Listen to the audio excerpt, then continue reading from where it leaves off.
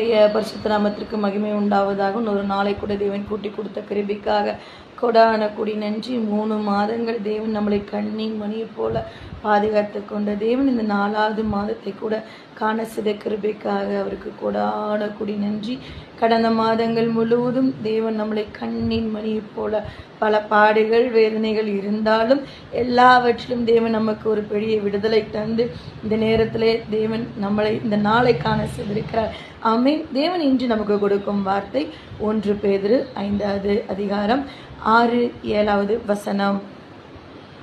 ஏற்ற காலத்தில் தேவன் உங்களை உயர்த்தும்படிக்கு அவருடைய பலத்த கைக்குள் அடங்கி இருங்கள்.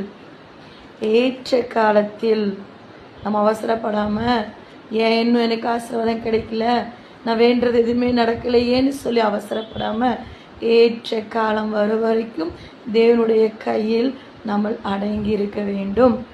ஏற்ற காலத்திலே தேவன் உங்களை உயர்த்தும்படிக்கு அவருடைய பலத்த கைக்குள் அடங்கி இருங்கள். அவர் உங்களை விசாரிக்கிறவரானபடியால், நம்மளை விசாரிக்கிற தேவனாயிருக்கிறார்.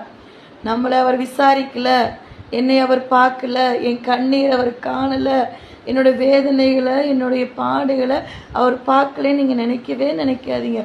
அவர் நம்மளை விசாரிக்கிற தேவனாக இருக்கிறபடியால் நம்மளுடைய கவலைகளை எல்லாம் அவர் மேல் வைத்து விடுவோம்.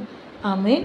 நம்மளுடைய கவலைகள் எல்லாவற்றையும் அவருடைய கரத்தில் இந்த நாள் என்னென்ன பிரச்சனைகள் நம்முடைய வாழ்க்கையில் இருக்குதோ அது எல்லாவற்றையும் அவருடைய பாதத்தில் இறக்கி வச்சுட்டு சந்தோஷமாக இந்த நாள் முழுவதும் இந்த மாதம் முழுவதும் கடந்து செல்வோம்.